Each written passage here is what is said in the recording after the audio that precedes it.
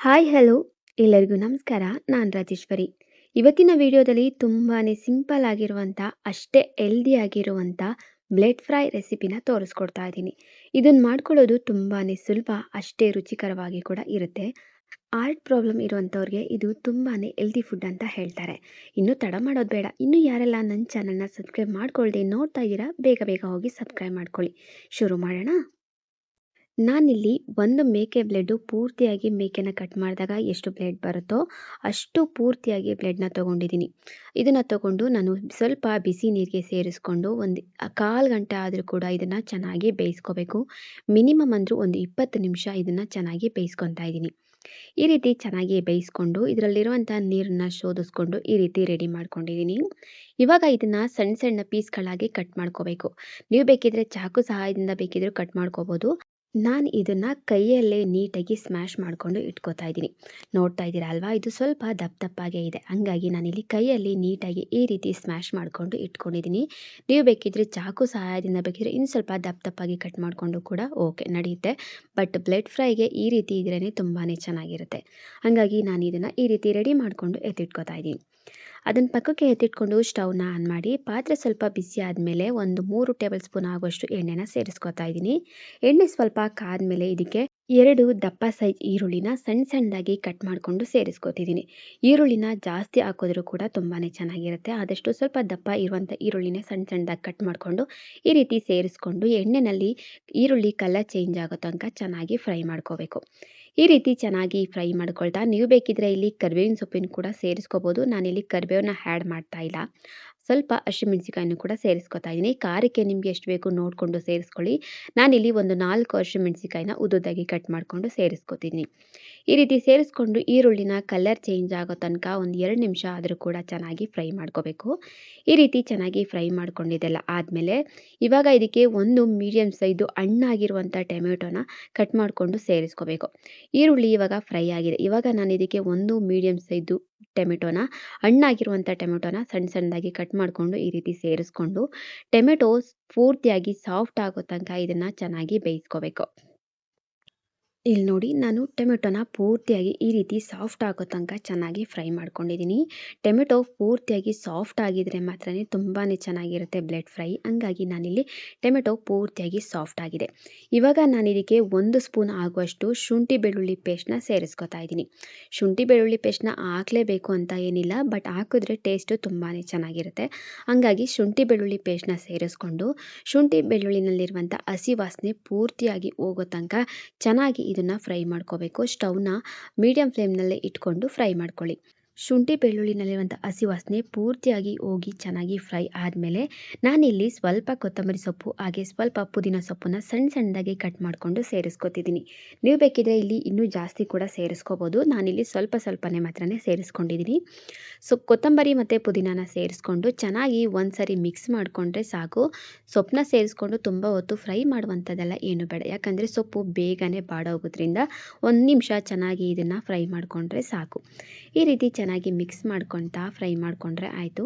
ಇದನ್ನು ಮಿಕ್ಸ್ ಮಾಡಿಕೊಂಡು ಫ್ರೈ ಮಾಡ್ಕೊಂಡಿದ್ದೆಲ್ಲ ಆದಮೇಲೆ ನಾನು ಇವಾಗ ಇದಕ್ಕೆ ಕೆಲವೊಂದಷ್ಟು ಮಸಾಲೆ ಪದಾರ್ಥಗಳನ್ನ ಸೇರಿಸ್ಕೊತಾ ಇದ್ದೀನಿ. ಮಸಾಲೆ ಪದಾರ್ಥಗಳನ್ನ ಸೇರಿಸ್ಕೋಬೇಕಿದ್ರೆ ಸ್ಟವ್ನ ಫುಲ್ಲು ಸಿಮ್ಮಲ್ಲಿ ಇಟ್ಕೊಂಡು ಸೇರಿಸ್ಕೊಳ್ಳಿ. ನಾನಿಲ್ಲಿ ಒಂದು ಅರ್ಧ ಸ್ಪೂನ್ ಆಗುವಷ್ಟು ಅರಿಶಿನ ಪುಡಿನ ಸೇರಿಸ್ಕೊಳ್ತಾ ಇದ್ದೀನಿ. ಹಾಗೆ 1 ಸ್ಪೂನ್ ಆಗುವಷ್ಟು ಚಿಕನ್ ಮಸಾಲ ಪುಡಿನ ಸೇರಿಸ್ಕೊಂಡು ಒಂದು ಅರ್ಧ ಸ್ಪೂನ್ ಆಗುವಷ್ಟು ಗರಂ ಮಸಾಲೆ ಪುಡಿ, 3/4 ಸ್ಪೂನು ಚಿಲ್ಲಿ ಪೌಡರು, 3/4 ಸ್ಪೂನ್ ಆಗುವಷ್ಟು ಧನಿಯಾ ಪುಡಿನ ಸೇರಿಸ್ಕೊತಾ ಇದ್ದೀನಿ. ಹಾಗೆ 1/4 ಸ್ಪೂನ್ ಆಗುವಷ್ಟು ಪೆಪ್ಪರ್ ಪೌಡರ್ನು ಕೂಡ ಸೇರಿಸ್ಕೊತಿದ್ದೀನಿ. ಪೆಪ್ಪರ್ ಪೌಡರ್ನ ಬೇಕಿದ್ರೆ ನೀವು ಇನ್ನೊಂದು ಸ್ವಲ್ಪ ಜಾಸ್ತಿ ಕೂಡ ಸೇರಿಸ್ಕೋಬೋದು. ನಾನಿಲ್ಲಿ ಎಲ್ಲ ಪದಾರ್ಥಗಳನ್ನ ಸೇರಿಸ್ಕೊಂಡು ಈ ರೀತಿ ಇದಕ್ಕೆ ಚೆನ್ನಾಗಿ ಮಿಕ್ಸ್ ಮಾಡ್ಕೊತಾ ಇದ್ದೀನಿ. ಮಸಾಲೆ ಪದಾರ್ಥಗಳನ್ನ ಸೇರಿಸ್ಕೊಂಡಿದ್ದ ಮೇಲೆ ಸ್ಟವ್ನ ಫುಲ್ಲು ಸಿಮ್ಮಲ್ಲಿ ಇಟ್ಕೊಂಡು ಫ್ರೈ ಮಾಡ್ಕೊಳ್ಳಿ. ಇದ್ರ ಜೊತೆಗೆ ನಾನಿಲ್ಲಿ ರುಚಿಗೆ ಎಷ್ಟು ಬೇಕು ಅಷ್ಟು ಉಪ್ಪನ್ನು ಕೂಡ ಸೇರಿಸ್ಕೊಂಡು ಚೆನ್ನಾಗಿ ಮಸಾಲೆ ಪದಾರ್ಥಗಳನ್ನ ಒಂದು 2 ನಿಮಿಷ ಎಣ್ಣೆಯಲ್ಲಿ ಫ್ರೈ ಮಾಡ್ಕೊತಾ ಇದ್ದೀನಿ. ಹಾಕಿರುವಂಥ ಟೊಮೆಟೊ ಈರುಳ್ಳಿಗೆ ಮಸಾಲೆ ಪದಾರ್ಥ ಚೆನ್ನಾಗಿ ಹೊಂದ್ಕೋಬೇಕು. ಅಲ್ಲಿವರೆಗೂ ಕೂಡ ಇದನ್ನು ಕಡಿಮೆ ಊರಿನ ಇಟ್ಕೊಂಡು ಚೆನ್ನಾಗಿ ಫ್ರೈ ಮಾಡ್ಕೋಬೇಕು. ಉರಿ ಕೊಡೋದಕ್ಕೆ ಹೋಗಬೇಡಿ, ಯಾಕಂದರೆ ಹಾಕಿರೋ ಮಸಾಲೆ ಪದಾರ್ಥಗಳು ಸೀದೋಗುತ್ತೆ. ಹಾಗಾಗಿ ಕಡಿಮೆ ಊರಿನ ಇಟ್ಕೊಂಡು ಒಂದು 2 ನಿಮಿಷ ಆದರೂ ಕೂಡ ಚೆನ್ನಾಗಿ ಫ್ರೈ ಮಾಡ್ಕೋಬೇಕು.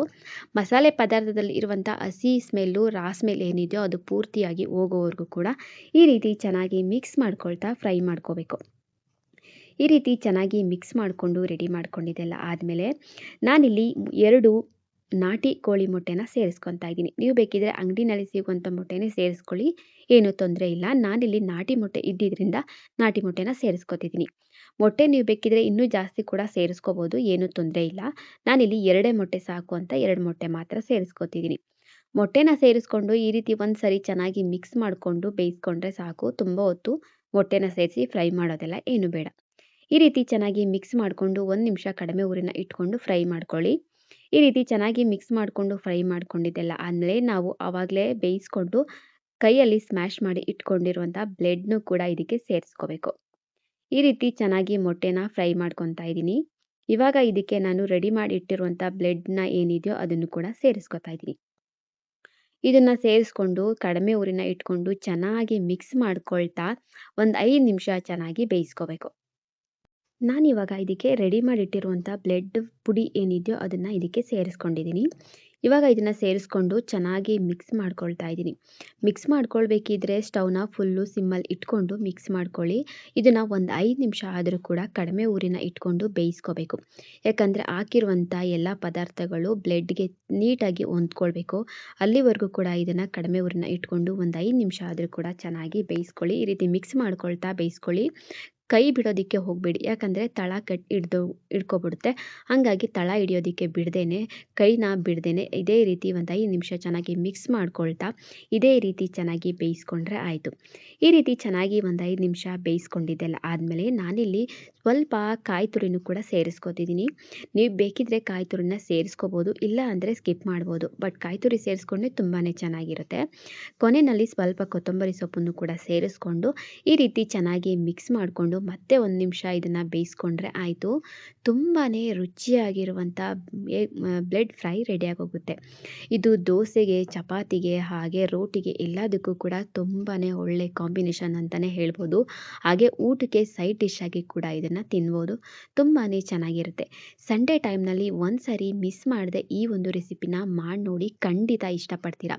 ಬ್ರೆಡ್ ತಿನ್ನಲ್ಲ ಅನ್ನೋರು ಕೂಡ ತಿಂತಾರೆ. ಖಂಡಿತ ಇಷ್ಟಪಟ್ಟು ಮತ್ತೆ ಕೂಡ ಕೇಳಿ ಮಾಡಿಸ್ಕೊಂಡು ಕೂಡ ತಿಂತಾರೆ. ಹಾಗೆ ಇದು ಹೆಲ್ತ್‌ಗೆ ತುಂಬಾ ಬೆಸ್ಟ್ ಫುಡ್ ಅಂತಲೂ ಕೂಡ ಕರೀತಾರೆ. ಹಾಗೆ ಇದು ಹಾರ್ಟ್ ಪ್ರಾಬ್ಲಮ್ ಇರುವಂಥವ್ರಿಗೆ ಇದನ್ನು ಜಾಸ್ತಿ ಮಾಡಿ ಕೊಡ್ತಾ ಇರ್ತಾರೆ. ಸೊ ನಿಮ್ಮಲ್ಲಿ ಯಾರಾದರೂ ಹಾರ್ಟ್ ಪ್ರಾಬ್ಲಮ್ಸ್ ಇರುವಂಥವ್ರು ಇದ್ದರೆ ಖಂಡಿತ ಒಂದು ಸರಿ ಮರಿದೇನೆ ಟ್ರೈ ಮಾಡಿ. ಹೋಪ್ ನೀವು ವಿಡಿಯೋನ ಪೂರ್ತಿಯಾಗಿ ನೋಡಿದ್ದೀರಾ ಅಂತ ಭಾವಿಸ್ತೀನಿ. ವಿಡಿಯೋನ ಪೂರ್ತಿಯಾಗಿ ನೋಡಿದರೆ ಹಾಗೆ ನಾನು ಮಾಡಿರುವಂಥ ಬ್ರೆಡ್ ಫ್ರೈ ರೆಸಿಪಿ ನಿಮಗೆ ಇಷ್ಟ ಆಗಿದ್ದರೆ ಪ್ಲೀಸ್ ಒಂದೇ ಒಂದು ಲೈಕ್ ಮಾಡಿ. ಹಾಗೆ ನಿಮ್ಮ ಫ್ಯಾಮಿಲಿ ಫ್ರೆಂಡ್ಸ್ಗೂ ಕೂಡ ಶೇರ್ ಮಾಡಿ. ಇನ್ನೂ ಬ್ಯೂಟಿಫುಲ್ ಆದಂಥ ರೆಸಿಪೀಸ್ಗಳಿಗಾಗಿ ನನ್ನ ಚಾನಲ್ನ ಮರಿದೇನೆ ಸಬ್ಸ್ಕ್ರೈಬ್ ಮಾಡ್ಕೊಳ್ಳಿ. ಮತ್ತೆ ನಾಳೆ ಸಿಗ್ತೀನಿ ಇನ್ನೊಂದು ಬ್ಯೂಟಿಫುಲ್ ವಿಡಿಯೋ ಜೊತೆಗೆ. ಹೋಗಿ ಬರಲಾ? ಅಲ್ಲಿವರೆಗೂ ಕಾಯ್ತಾ ಇರಿ. Love you all. Take care. Bye bye.